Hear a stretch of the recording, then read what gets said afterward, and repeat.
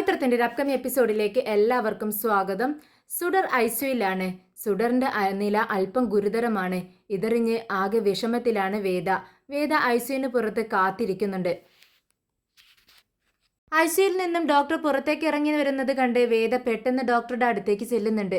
ഡോക്ടറോട് ചോദിക്കുന്നുണ്ട്, മാഡം എൻ്റെ മോൾക്ക് എങ്ങനെയുണ്ട്? മോള് കണ്ണു തുറന്നോ? പ്ലീസ് മാഡം പറ മാഡം എന്നിങ്ങനെ ചോദിക്കുമ്പോൾ മാഡം പറയുന്നുണ്ട്, അല്ല നിങ്ങൾക്ക് ഉറങ്ങാനുള്ള ഡോസ് തന്നതല്ലേ, അതിനെ പ്രതിരോധിച്ചിട്ടാണോ നിങ്ങൾ ഇരിക്കുന്നത്? ഇങ്ങനെ ഇരുന്നാൽ ശരിയാവില്ല, നിങ്ങൾ മയങ്ങണം, എങ്കിൽ മാത്രമേ നിങ്ങളുടെ ഈ ഒരു അവസ്ഥ മാറി കിട്ടത്തുള്ളൂ, അല്ലെങ്കിൽ വളരെ വഷളാവും നിങ്ങളുടെ നില. ഇത് കേട്ട് നമ്മുടെ വേദയ്ക്ക് ഒന്നും തലയിലോട്ടങ്ങ് കയറുന്നില്ല. അവളുടെ മനസ്സിൽ തൻ്റെ മകളുടെ മുഖം മാത്രമേ ഉള്ളൂ. അവൾ എങ്ങനെയെങ്കിലും കണ്ണു തുറന്ന് ആരോഗ്യത്തോടെ തിരിച്ചു കിട്ടണം, ഈ ഒരു പ്രാർത്ഥന മാത്രമേ അവളുടെ മനസ്സിലുള്ളൂ. അതുകൊണ്ട് തന്നെ ഡോക്ടറോട് ഇങ്ങനെ പറഞ്ഞുകൊണ്ടിരിക്കുകയാണ്, ഡോക്ടർ എൻ്റെ മകൾക്ക് എങ്ങനെയുണ്ട്, അതിനെക്കുറിച്ച് പറയൂ. എൻ്റെ കാര്യമല്ല ഇവിടെ പ്രാധാന്യം, എനിക്ക് എന്തായാലും എനിക്കൊരു പ്രശ്നവുമില്ല, എൻ്റെ മോളെ എനിക്ക് ആരോഗ്യത്തോടെ തിരിച്ചു തരണം, പ്ലീസ് മാഡം. എന്താ ഞാൻ ചെയ്യേണ്ടത്? എൻ്റെ മോള് കണ്ണു തുറന്നോ, പറ മാഡം എന്നിങ്ങനെ പറഞ്ഞുകൊണ്ടിരിക്കുകയാണ്. ഇത് കേട്ട് ഡോക്ടർ പറയുന്നുണ്ട്, നിങ്ങൾക്കിപ്പോൾ എന്താ വേണ്ടത്? നിങ്ങളുടെ മകളെ കാണണം, അത്രയല്ലേ വേണ്ടൂ, നിങ്ങൾ അകത്തേക്ക് വാ എന്ന് പറഞ്ഞുകൊണ്ട് വേദയെ പിടിച്ച് അകത്തേക്ക് കയറ്റിക്കൊണ്ടു പോകുന്നുണ്ട്. ഐസിയുവിനകത്തെത്തിയതും ഡോക്ടർ വേദയോട് പറയുന്നുണ്ട്, മോളെ കണ്ട് ബഹളമുണ്ടാക്കാതെ പുറത്തേക്ക് ഇറങ്ങണം എന്ന് പറഞ്ഞ് അവിടെ നിന്നും പുറത്തേക്ക് പോകുന്നുണ്ട് ഡോക്ടർ. വേദ മോളെ കണ്ടതും ആകെ അവളുടെ നില ആകെ അപ്സെറ്റ് ആവുകയാണ് അവൾ. എന്നിട്ട് കുഞ്ഞിനോട് പറയുന്നുണ്ട്, മോളെ സുഡർ കണ്ണു തുറക്ക്, അമ്മയാ വിളിക്കുന്നത്, നിനക്ക് അമ്മയെ ഒരുപാട് ഇഷ്ടമല്ലേ, എന്തിനാ അമ്മയെ ഇങ്ങനെ പറ്റിക്കുന്നത്? നീ ഇങ്ങനെ കണ്ണടച്ച് കിടക്കല്ലേ, നീ കണ്ണു തുറക്കും മോളെ, അമ്മയെ നോക്ക്. ഇനി നിന്നെ ഞാൻ പുറത്തെവിടെ വേണമെങ്കിലും കൊണ്ടുപോവാം, നിനക്ക് എന്താവശ്യമുണ്ടെങ്കിലും അമ്മ വാങ്ങിച്ചു തരും. നിനക്ക് ഐസ്ക്രീം കഴിക്കണോ, അതും അമ്മ വാങ്ങിച്ചു തരാം, എന്ത് വേണമെങ്കിലും മോൾക്ക് അമ്മ വാങ്ങിച്ചു തരും. മോളൊന്ന് കണ്ണു തുറന്നാൽ മാത്രം മതി. ഈ അമ്മയ്ക്ക് മോള് മാത്രമല്ലേ ഉള്ളൂ, മോൾക്ക് എന്തെങ്കിലും സംഭവിച്ചാൽ അമ്മ പിന്നെ ജീവിച്ചിരിക്കില്ല എന്ന് പറഞ്ഞങ്ങ് പൊട്ടിക്കരയുവാണ് വേദ. അപ്പോഴേക്കും ഒരു നേഴ്സ് അങ്ങോട്ടേക്ക് വന്ന് കുഞ്ഞിന് ഇഞ്ചക്ഷൻ എടുക്കാൻ വേണ്ടി നിൽക്കുവാണ്. ഇത് കണ്ടതും വേദയെ ആകെ സമനില തെറ്റുന്നുണ്ട്. വേദയുടെ മനസ്സിൽ കുഞ്ഞിനെ കൊല്ലാനായി ആരോ വന്നതുപോലെ തോന്നുവാണ്. പെട്ടെന്ന് നഴ്സിൻ്റെ കയ്യിൽ അങ്ങ് കയറി പിടിക്കുകയാണ്. എന്നിട്ട് പറയുന്നുണ്ട്, എൻ്റെ കുഞ്ഞിനെ കൊല്ലാനല്ലേ നിങ്ങൾ വന്നത്? ഇല്ല, ഞാനതിന് സമ്മതിക്കില്ല, എൻ്റെ കുഞ്ഞിനെ കൊല്ലാൻ ഞാൻ സമ്മതിക്കില്ല, ഞാൻ ജീവിച്ചിരിക്കുന്നിടത്തോളം കാലം ഞാൻ അതിന് സമ്മതിക്കില്ല എന്ന് പറഞ്ഞ് നഴ്സുമായി പിടിമേലിയും കൂടുകയാണ്. അപ്പോഴേക്കും ഡോക്ടർ അത് കേട്ട് അകത്തേക്ക് വരുന്നുണ്ട്. എന്താ നിങ്ങൾ ഈ ചെയ്യുന്നത്?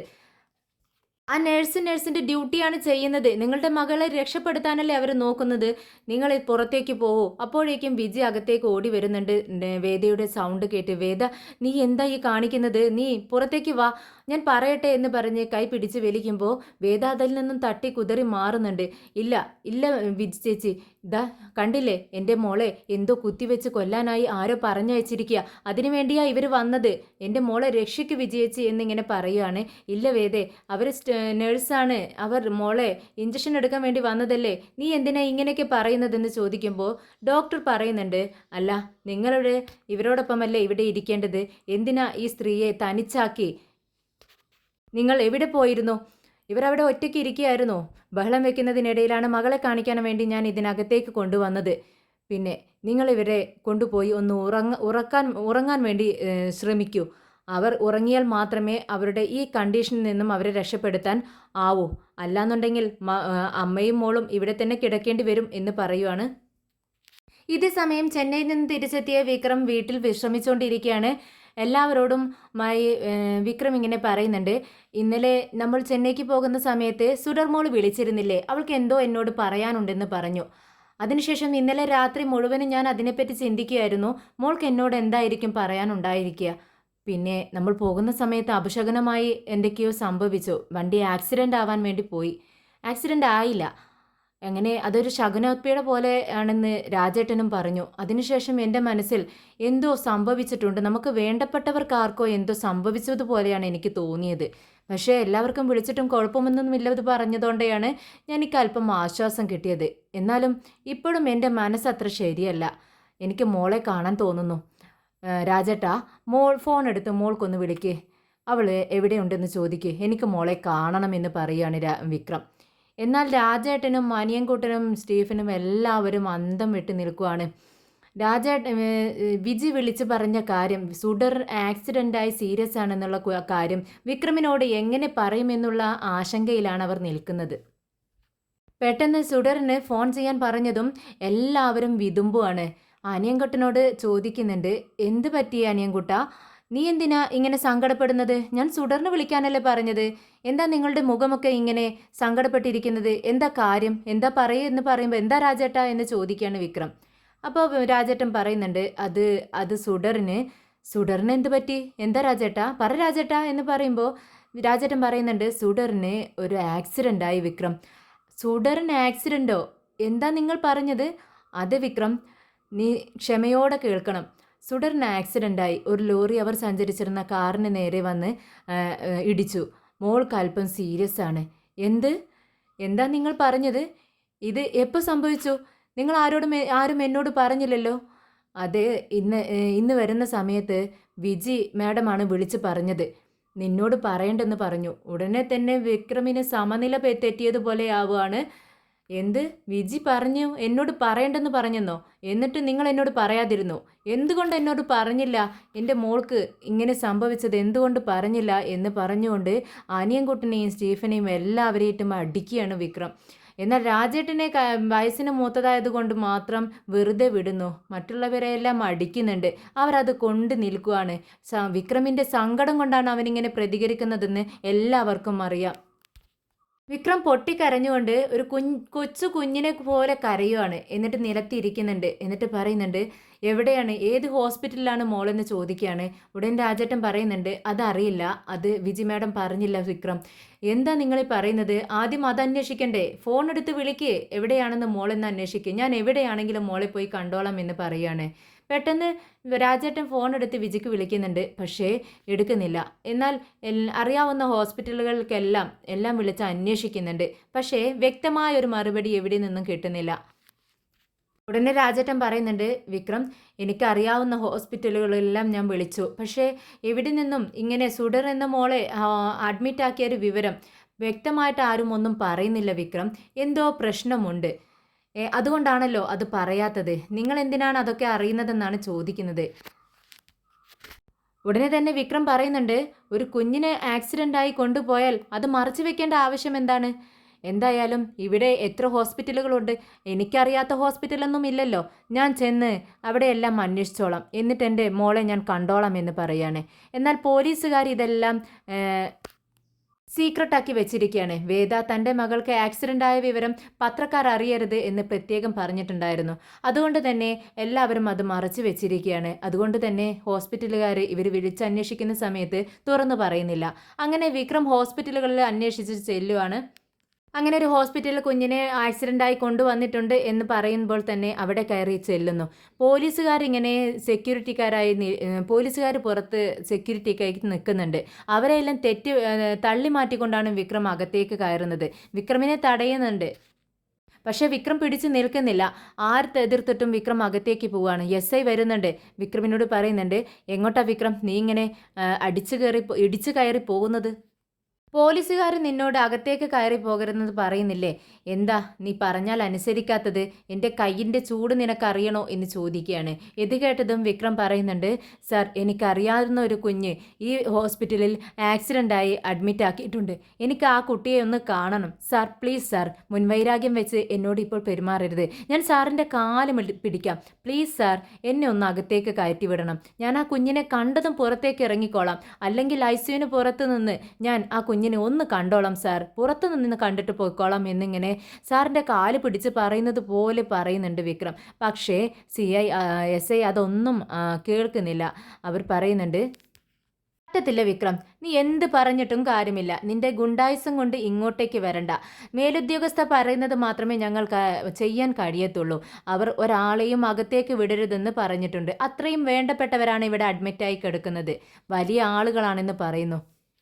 ഉടനെ തന്നെ വിക്രം പറയുന്നുണ്ട്, അങ്ങനെ വലിയ ആളുകൾക്ക് പ്രൊട്ടക്ഷൻ കൊടുക്കുന്നുണ്ടെങ്കിൽ അവർക്ക് പ്രൊട്ടക്ഷൻ കൊടുക്കണം. അതിനുവേണ്ടി ഈ കൊച്ചു ഹോസ്പിറ്റലിൽ കിടക്കുമ്പോൾ അതിനെ കാണാൻ വരുന്നവർ എന്തിനാണ് തടയുന്നത്? പ്ലീസ് സാർ, ഞാൻ ഒന്ന് കണ്ടോട്ടെ, ആ മോളെ ഒന്ന് കണ്ടോട്ടെ. എൻ്റെ ഉള്ളു തുടിക്കുന്നത് നിങ്ങൾക്ക് അറിയില്ല. എൻ്റെ മനസ്സാകെ വേദനിക്കുന്നു സാർ. പ്ലീസ്, അവളെ കണ്ടാൽ മാത്രമേ എനിക്കിനി ഇരിക്കാൻ കഴിയത്തുള്ളൂ എന്ന് വിക്രം പറയുവാണ്. എടാ നിനക്ക് എന്ത് പറഞ്ഞാലും മനസ്സിലാവാത്തത് എന്താടാ? ഉടനെ തന്നെ വിജി അങ്ങോട്ടേക്ക് വരുന്നുണ്ട്. സർ പ്ലീസ് വിക്രം ഒന്ന് വന്നോട്ടെ, അകത്ത് വന്ന് മോളെ ഒന്ന് കണ്ടോട്ടെ എന്ന് പറയുകയാണ്. ഉടനെ തന്നെ എസ് ഐ വിജിയോടും പറയുന്നുണ്ട്, ഇല്ല മാഡം, മേലുദ്യോഗസ്ഥ പറഞ്ഞത് നിങ്ങൾക്ക് അറിയാവുന്നതല്ലേ, ആരെയും അകത്തേക്ക് കയറ്റി വിടാൻ പറ്റത്തില്ല. ആര് പറഞ്ഞാലും നിങ്ങൾ പറഞ്ഞിട്ട് കാര്യമില്ല, അവരുടെ പെർമിഷൻ എടുത്താൽ ഞങ്ങൾ അകത്തേക്ക് കയറ്റി വിടാമെന്ന് പറയുന്നു. ഉടനെ വിജിക്ക് മനസ്സിലാവുന്നുണ്ട് വിക്രമിനെ അകത്തേക്ക് പോലീസ് കയറ്റി വിടത്തില്ല. ഉടനെ വിക്രമിനോട് വേജി പറയുന്നുണ്ട്, വിക്രം നീ ഇപ്പോൾ പുറത്തേക്ക് പോ, പിന്നീട് ഒരു സമയം ഞാൻ നിന്നെ വിളിക്കാം, ഇവരോടൊക്കെ സംസാരിക്കട്ടെ, എന്നിട്ട് പെർമിഷൻ എടുത്ത് നിന്നെ അകത്തേക്ക് വിളിക്കാം, അല്ലാതെ ഒന്നും ചെയ്യാൻ കഴിയില്ല വിക്രം എന്ന് പറഞ്ഞ് വിജി അകത്തേക്ക് പോകുന്നുണ്ട്. എന്താ വിജി മാഡം ഇങ്ങനെ പറയുന്നത്, ഞാൻ ആരാണെന്ന് നിങ്ങൾക്ക് അറിയില്ലേ, എന്നെ ഒന്നും മോളെ കാണിക്കൂ എന്ന് വിക്രം വിളിച്ച് പറയുന്നുണ്ട്. പക്ഷേ വിജിക്ക് ഒന്നും ചെയ്യാൻ കഴിയുന്നില്ല. പോലീസിനെ മറികടന്നുകൊണ്ട് ഒന്നും ചെയ്യാൻ കഴിയാത്തൊരവസ്ഥയിലാണ് വിജിക്ക് സങ്കടം വരുന്നുണ്ട്. വിജി അകത്തേക്ക് ചെല്ലുവാണ്. ഡോറിൻ്റെ ഗ്ലാസ്സിലൂടെ പുറത്ത് നടക്കുന്നതെല്ലാം വിജി കാണുന്നുണ്ട്. പ്ലീസ് സാർ എന്ന് പറയുമ്പോൾ പോലീസുകാരൻ പറയുന്നുണ്ട്, എടോ താനെന്താടോ പറഞ്ഞാൽ മനസ്സിലാവാത്തത്, ഇവിടെ ആക്സിഡൻ്റായി കിടക്കുന്നത് നമ്മുടെ കളക്ടർ മാഡമാണെന്ന് പറയുന്നു. ഇത് കേട്ടതും വിക്രം ഒന്ന് ഞെട്ടുന്നുണ്ട്. ഒരു വിഷമം എവിടെയോ വിക്രമിൻ്റെ മനസ്സിൽ എവിടെയോ ഒരു കോണിൽ കളക്ടറാണെന്ന് പറയുമ്പോൾ അത് വേദയാണെന്ന് വിക്രമിന് അറിയാലോ. ഒരു ചെറിയ വേദന വിക്രമിൻ്റെ മുഖമൊന്ന് മാറുന്നുണ്ട്. എന്നിട്ട് പറയുന്നുണ്ട്, അതിന് മാഡത്തിന് പ്രശ്നമാണെങ്കിൽ മാഡത്തെ നിങ്ങൾ നോക്കൂ, പക്ഷേ ഈ കുഞ്ഞിനെ ഞാനൊന്ന് കണ്ടോട്ടെ, കളക്ടർ മാഡത്തിൻ്റെ അടുത്തേക്ക് ഞാൻ ചെല്ലില്ല എന്ന് പറയുകയാണ്. ഉടനെ തന്നെ എസ് ഐ പറയുന്നുണ്ട്, അതെ ഇവിടെ സാധാ ഒരു ആക്സിഡൻ്റ് അല്ല നടന്നിരിക്കുന്നത്, കളക്ടർ മാഡത്തെ ആരോ കൊല്ലാനായി നോക്കിയതാണ്. ഒരു ടാങ്കർ ലോറി അവരുടെ കാറിന് നേരെ ഇടിച്ച് കയറ്റിയതാണ്. അവർ മാത്രമല്ല, അവരുടെ വണ്ടിയിലുണ്ടായിരുന്നത് അവരുടെ മകളും ഉണ്ടായിരുന്നു എന്ന് പറയുകയാണ്. അവരുടെ മകളോ എന്നിങ്ങനെ വീണ്ടും വീണ്ടും വിക്രം ചോദിക്കുകയാണ്. വിക്രം ആകെ ഞെട്ടുന്നുണ്ട്. വേദയും മകളും ആ കാറിൽ സഞ്ചരിച്ചിരുന്നു എന്ന് കേട്ടപ്പോൾ വിക്രം ഞെട്ടിക്കൊണ്ട് ചോദിക്കുന്നുണ്ട്, അവരുടെ മകളും ഉണ്ടായിരുന്നെന്നോ? അതേടോ, തനിക്കെന്താ പറഞ്ഞാൽ മനസ്സിലാവില്ലേ, അവരുടെ മകളാണ് സുഡർ. അതങ്ങ് കേട്ടതും വിക്രമിൻ്റെ കണ്ണങ്ങ് പുറത്തേക്ക് തള്ളുന്നുണ്ട്. കണ്ണിങ്ങനെ തുറിച്ച് നോക്കി എല്ലാവരെയും ഇങ്ങനെ മാറി മാറി കണ്ണ് തുറിച്ച് നോക്കുകയാണ് വിക്രം. എന്ത്, വേദയുടെ കളക്ടർ മാഡത്തിൻ്റെ മകളാണോ സുഡർ? രാജേട്ടാ, അനിയൻകുട്ട, എൻ്റെ മോള് ജീവിച്ചിരിക്കുന്നു എന്ന് വിക്രം നെഞ്ചിൽ കൈവച്ചുകൊണ്ട് പറയുകയാണ്. എല്ലാവരുടെയും അടുത്തേക്ക് ഓടിച്ചെല്ലുകയാണ് വിക്രം. സന്തോഷമാണോ കരച്ചിലാണോ വരുന്നതെന്ന് വിക്രമിന് അറിയുന്നില്ല. വിക്രമിൻ്റെ കണ്ണുകളെല്ലാം ചുമന്നു തുടുത്ത് കണ്ണിൽ നിന്ന് ഇങ്ങനെ കണ്ണുനീര് വരുന്നുണ്ട്. വിക്രം ചിരിക്കാനായും ശ്രമിക്കുന്നുണ്ട്. സന്തോഷവും സങ്കടവും കൂടെ ഒരുമിച്ച് വരുവാണ്. എൻ്റെ മകൾ ജീവിച്ചിരിക്കുന്നത്, എൻ്റെ മകൾ മരിച്ചിട്ടില്ല എന്നിങ്ങനെ പറഞ്ഞുകൊണ്ട് വിക്രം എല്ലാവരുടെയും അടുത്ത് ചെന്ന് കെട്ടിപ്പിടിച്ച് കരയുവാണ്. എന്നിട്ട് നിലത്തിരിക്കുന്നുണ്ട്. എന്നിട്ട് പറയുന്നുണ്ട്, എൻ്റെ മകളാണ് സുഡർ എൻ്റെ മകളാണ്. എന്നാൽ റൂമിനുള്ളിൽ ഡോറിൻ്റെ ഗ്ലാസ്സിലൂടെ നമ്മുടെ വിജി ഇതെല്ലാം കാണുകയാണ്. വിജിക്ക് ഒരുപാട് സന്തോഷമാവുകയാണ്. അവസാനം അച്ഛൻ മകളെ തിരിച്ചറിഞ്ഞിരിക്കുന്നു എന്നിങ്ങനെ വിജി മനസ്സിൽ കരുതുന്നുണ്ട്. ഇതേ സമയം വേദയ്ക്ക് ഉറങ്ങാനുള്ള ഡോസ് കൊടുത്തിരിക്കുകയാണ്. അതുകൊണ്ട് നല്ല മയക്കത്തിലാണ് വേദ. ഉടനെ നഴ്സ് വന്നിട്ട് പറയുന്നുണ്ട്, മാഡം കണ്ണ് തുറന്നാൽ മാഡത്തിന് ഭക്ഷണം കൊടുക്കണം. ഓക്കെ മാഡം ഓക്കെ സിസ്റ്റർ എന്ന് പറയുന്നുണ്ട് വിജി. കുറച്ച് സമയം കഴിഞ്ഞതും വേദ കണ്ണ് തുറന്ന് നോക്കുവാണ്. വേദേ, നിനക്ക് അല്പം കാപ്പി തരട്ടെ ഞാനെന്ന് ചോദിക്കുമ്പോൾ, എനിക്ക് വേണ്ട, എൻ്റെ മോൾക്ക് എങ്ങനെയുണ്ട് വിജി ചേച്ചി, എനിക്ക് അതാണ് അറിയേണ്ടതെന്ന് പറയുവാണ്. ഉടനെ തന്നെ വിജി പറയുന്നുണ്ട്, മോള് ICUയിലല്ലേ മോളെ, നീ എന്താ ഇങ്ങനെ വാശി പിടിക്കുന്നത്? നീ മോളുടെ കാര്യം മാത്രമല്ല നിൻ്റെ ആരോഗ്യം കൂടി ശ്രദ്ധിക്കണം, അല്ലെങ്കിൽ നീയും ഇവിടെ കിടപ്പിലായി പോകും. പിന്നെ നിനക്ക് ഇങ്ങനെയൊക്കെ തോന്നുന്നത് എന്തുകൊണ്ടാണെന്നറിയാവോ? നിന്നെ താങ്ങാൻ ഒരാളില്ലാത്തത് കൊണ്ടാണ്, നിനക്ക് തല ചായ്ക്കാൻ ഒരു തോളില്ലാത്തത് കൊണ്ടാണ്. എന്താ ചേച്ചി പറയുന്നത്? അതേ മോളെ, ഞാൻ പറയുന്നത് നീയൊന്ന് കേൾക്ക്. നിൻ്റെ ദേഷ്യവും ശുണ്ടിയും ഒക്കെ മനസ്സിൽ നിന്ന് കള. എന്നിട്ട് ഞാൻ പറയുന്നത് കേൾക്ക്. നിൻ്റെ അച്ഛനും മുത്തശ്ശിയും കൂടെ പുറത്ത് വന്ന് നിൽക്കുന്നുണ്ട്. അവരെ ഞാൻ അകത്തേക്ക് വിളിക്കട്ടെ എന്ന് ചോദിക്കുകയാണ്. അച്ഛൻ വന്നിട്ടുണ്ടോ എന്ന് പെട്ടെന്ന് ചോദിക്കുന്നുണ്ട് വേദ. അതെ, അച്ഛൻ വന്നിട്ടുണ്ട്. എന്നിട്ട് എവിടെ? എനിക്ക് അച്ഛനെ കാണണമെന്ന് പറയുകയാണ്. അങ്ങനെ അച്ഛനെ മുത്തശ്ശി അകത്തേക്ക് വിളിക്കുന്നുണ്ട്. അവരെ കണ്ടതും പൊട്ടിക്കരയുന്നുണ്ട് വേദ. മുത്തശ്ശിയുടെ നെഞ്ചിൽ ചാഞ്ഞു കിടന്ന് കരയുന്നുണ്ട്, കൊച്ചു കുട്ടികളെ പോലെ. എന്നിട്ട് മുത്തശ്ശി അവളെ സമാധാനിപ്പിക്കുന്നുണ്ട്. നീ വളരെ ധൈര്യശാലിയായ ഒരു കുട്ടിയല്ലേ വേദേ, നീ സങ്കടപ്പെടാതെ, നിന്റെ മോളല്ലേ, രക്ഷപ്പെടും. ഞങ്ങളുടെ എല്ലാവരുടെയും പ്രാർത്ഥന നിന്റെ മകൾക്കുണ്ട്. നമ്മുടെ സുടർമോള് രക്ഷപ്പെടുമെന്ന് പറഞ്ഞ് ശങ്കരനാരായണനും മുത്തശ്ശിയും കരയുന്നുണ്ട്. ആർക്കും സങ്കടം അടക്കി പിടിക്കാൻ കഴിയുന്നില്ല. അപ്പോഴേക്കും വിജി പറയുന്നുണ്ട്, വേദേ ആർക്കെങ്കിലും 2 പേർക്ക് കയറി കാണാമെന്ന് പറയുന്നുണ്ട് മോളെ. ഞാൻ ഇവരെ കാണിച്ചു കൊടുത്തിട്ട് വരാമെന്ന് പറയുന്നു. വേദ ഞാനുമുണ്ടെന്ന് പറയുമ്പോൾ വേണ്ട, നീ ഇവിടെ റെസ്റ്റ് എടുക്ക്. നിനക്കിപ്പോൾ റെസ്റ്റാണ് വേണ്ടത്. നിന്റെ സമനില തെറ്റിയിരിക്കുകയാണ്. എന്തായാലും ഞാൻ അച്ഛനും മുത്തശ്ശിക്കും മോളെ ഒന്ന് കാണിച്ചു കൊടുത്തിട്ട് വരാമെന്ന് പറഞ്ഞ് ഐസിയുനുള്ളിലേക്ക് കയറുന്നുണ്ട്. എന്നാൽ ഐസിയുയിൽ സുഡർമോളുടെ കിടപ്പ് കണ്ട് ശങ്കരനാരായണന് സഹിക്കുന്നില്ല. ശങ്കരനാരായണൻ ഇങ്ങനെ പറയുന്നുണ്ട്, മോളെ ഞാൻ മുത്തശ്ശനാടാ വന്നിരിക്കുന്നത്. എന്നെ കാണണ്ടേ, നമുക്ക് കളിക്കണ്ടേ, എഴുന്നേൽക്കടാ, നീ എന്താടാ കണ്ണ് തുറക്കാത്തത് എന്നിങ്ങനെ ചോദിക്കുന്നുണ്ട്. മുത്തശ്ശിയും സങ്കടപ്പെട്ടുകൊണ്ട് കരയുവാണ്. അങ്ങനെ പുറത്തേക്ക് ഇറങ്ങിക്കൊണ്ട് മുത്തശ്ശി പറയുന്നുണ്ട്, അല്ല മോളെ, മോൾക്ക് എന്താണ് പ്രശ്നമെന്ന് പറഞ്ഞോ? ഇത് കേട്ട് വിജി പറയുന്നുണ്ട്, മുത്തശ്ശി അവൾക്കിപ്പോൾ പ്രശ്നങ്ങളൊന്നും പറയുന്നത് കുഴപ്പമൊന്നുമില്ല. ടെസ്റ്റുകളിലെല്ലാം ഓക്കെയാണ്, എല്ലാം ഓക്കെയാണെന്ന് പറയുന്നുണ്ട്.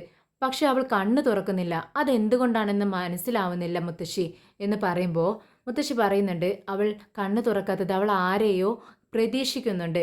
പ്രതീക്ഷിക്കുന്ന ആൾ വരാത്തത് കൊണ്ടാണ് കണ്ണ് തുറക്കാത്തത്. പെട്ടെന്നാണ് മയങ്ങിക്കിടക്കുന്ന വേദ പെട്ടെന്ന് അങ്ങ് എഴുന്നേറ്റിട്ട് നിലവിളിക്കുകയാണ്, എൻ്റെ മോളെ അവൻ കൊല്ലാൻ വരുന്നു, പിടിക്ക്, അവനെ പിടിക്ക്, ആ ഡ്രൈവറെ പിടിക്ക്, അവനാണ് എൻ്റെ മോളെ ഉപദ്രവിച്ചത് എന്നിങ്ങനെ വിളിച്ച് പറയുവാണ്. വേദ ആരെയും തൻ്റെ മുന്നിൽ നിൽക്കുന്നവരെ ആരെയും കാണുന്നില്ല. ആകെ പേടിച്ച് വിറച്ച ഒരു മുഖത്തോടെയാണ് വേദ ഇങ്ങനെ ഇരിക്കുന്നത്. ഡോക്ടറും നഴ്സുമാരും പെട്ടെന്ന് അങ്ങോട്ടേക്ക് വരുന്നുണ്ട്. എന്നിട്ട് വേദയെ മയക്കാനുള്ള ഒരു ഇഞ്ചക്ഷൻ എടുക്കുവാണ്. അവരോട് പറയുന്നുണ്ട്, പേടിക്കേണ്ട ആവശ്യമില്ല, ആക്സിഡൻറ്റിൻ്റെ മോൾക്ക് സംഭവിച്ചുള്ള ദുഃഖത്തിൽ നിന്നും ഉടലെടുക്കുന്ന ഒരു വിഭ്രാന്തിയാണ്, അത് പ്രശ്നമൊന്നുമില്ല, മാറിക്കോളും, കുറച്ച് നേരം റെസ്റ്റ് എടുക്കട്ടെ, ഉറക്കമില്ലാത്തതിൻ്റെ ക്ഷീണവുമുണ്ട് എന്ന് പറയുകയാണ്. അപ്പോഴേക്കും കൺമണി അങ്ങോട്ടേക്ക് വരുന്നുണ്ട്. കൺമണി വിക്രമിൻ്റെ ഈ ഇരുത്തവും കരച്ചിലും ഒക്കെ കണ്ട് ആകെ രാജേട്ടനോട് ചോദിക്കുന്നുണ്ട്, എന്താ രാജേട്ടാ, കുഞ്ഞിനെ കണ്ടില്ലേ വിക്രം എന്താ ഇങ്ങനെ ഈ അവസ്ഥയിൽ തലയ്ക്കും കൈ കൊടുത്തോണ്ടിരിക്കുന്നത്? അവർ കുഞ്ഞിനെ കാണിച്ചില്ലേ, ഞാൻ ചെന്ന് അവരോട് സംസാരിക്കാം എന്ന് പറയുവാണ്. ഉടനെ രാജേട്ടൻ കൺമണിയെ വിളിച്ചുകൊണ്ട്, നീ ഇങ്ങോട്ടേക്ക് വാ, നിന്നോട് കാര്യങ്ങൾ പറയാനുണ്ടെന്ന് പറഞ്ഞ് മാറ്റി നിർത്തി സംസാരിക്കുകയാണ്. എന്നിട്ട് കൺമണിയോട് പറയുന്നുണ്ട്, ദേ കൺമണി, ഈ സുഡർമോള് ആരാണെന്ന് നിനക്കറിയാവോ? എന്താ സുഡർമോൾ ആരാണെന്ന് പറഞ്ഞ വിജിയുടെ മോള്? അല്ല കൺമണി, ഈ വേദയുടെ മോളാണ്. വേദയുടെ മോളെന്ന് പറഞ്ഞാൽ സുഡർ നമ്മുടെ വേദയുടെയും വിക്രമിൻ്റെയും മോളാണ്. ഇത് കേട്ടതും കൺമണിയാണ് ഞെട്ടുന്നത്. എന്താ നിങ്ങൾ പറഞ്ഞത്? അതെ കൺമണി, ഈ സുഡർ ഉണ്ടല്ലോ, സുഡർ വേദയുടെ മോളാണ്. വിജി അമ്മയല്ല ആ കുഞ്ഞിൻ്റെ. ആ കുഞ്ഞ് അമ്മയെന്ന് വിളിക്കുന്നു എന്ന് മാത്രമേ ഉള്ളൂ. സത്യങ്ങളൊക്കെ ഇപ്പോൾ പോലീസിൽ നിന്നും അറിഞ്ഞത്. പോലീസിൽ നിന്നോ? അതെ, പോലീസാണ് തുറന്നു പറഞ്ഞത്. അതുകൊണ്ട് സത്യമാണെന്ന് നമുക്ക് വിശ്വസിക്കാം. എന്തായാലും വിക്രം രക്ഷപ്പെട്ടു. പാവം ആ വേദയെ എന്തൊക്കെ അവൻ കുറ്റം പറഞ്ഞു. ഗർഭാവസ്ഥയിൽ വെച്ച് ആ കുഞ്ഞിനെ കൊന്നു കളഞ്ഞു എന്ന് പറഞ്ഞ് കൊലയാളി എന്ന് വിളിച്ചോണ്ടല്ലേ ആ വേദയെ അവൻ വിളിച്ച് നടന്നിരുന്നത്. എന്തായാലും കുറേ അവൻ ആ കുഞ്ഞിനെ നാണം കെടുത്തിയിട്ടുണ്ട്. ഇനി അവൻ്റെ മനസ്സിൽ കുറ്റബോധം കൊണ്ട് എന്ത് ചെയ്യണമെന്ന് അറിയാത്തൊരവസ്ഥയായിരിക്കും. എന്തായാലും ഇനി വേദയെ അവൻ മനസ്സിലാക്കും. എന്തായാലും സുഡർമോൾ ഇനി 2 പേരെയും ഒന്നിപ്പിക്കും, അതെനിക്കുറപ്പാ. അതൊരു മോളല്ലേ, മോനാണെങ്കിൽ അങ്ങനെയുള്ള കാര്യങ്ങളിലൊന്നും ശ്രദ്ധയുണ്ടാവില്ല. പക്ഷേ മോളാവുമ്പോൾ അച്ഛനെയും അമ്മയെയും ഒന്നിപ്പിക്കും, അതെനിക്ക് ഉറപ്പാ എന്ന് പറയുമ്പോൾ കൺമണിക്ക് ദേഷ്യം വരുന്നുണ്ട്. ദേ രാജേട്ടാ, ആവശ്യമില്ലാത്ത കാര്യങ്ങളൊന്നും പറയണ്ട, അങ്ങനെയൊന്നും നടക്കില്ലെന്ന് പറയാണ്. അങ്ങനെ നടക്കില്ലെന്നോ? നീ എന്താ അങ്ങനെ പറയുന്നത്? അങ്ങനെ നടക്കാനല്ലേ നമ്മൾ പ്രാർത്ഥിക്കേണ്ടതെന്ന് പറയുവാണ്. ഉടനെ തന്നെ കൺമണിക്ക് ദേഷ്യം വരുന്നുണ്ട്. കൺമണി മനസ്സിൽ ചിന്തിക്കുന്നുണ്ട്, ഇല്ല, അങ്ങനെയൊന്നും ഞാൻ വിക്രമിനെ ആർക്കും വിട്ടുകൊടുക്കില്ല. വിക്രമിൻ്റെ എൻ്റേതാണ്. വിക്രമിനെ മനസ്സിലിട്ട് നടക്കുന്നത്, ഞാൻ എൻ്റെ മനസ്സിലിട്ട് നടക്കുന്നത് വെറുതെയൊന്നുമല്ല, അവനെ സ്വന്തമാക്കാൻ വേണ്ടി തന്നെയാണ്. ഞാൻ ആർക്കും അവനെ വിട്ടുകൊടുക്കില്ല. അതിനുവേണ്ടി ഏതറ്റം വരെ പോകാനും ഞാൻ തയ്യാറാണ് എന്നിങ്ങനെ ചിന്തിക്കുന്നുണ്ട് മനസ്സിൽ.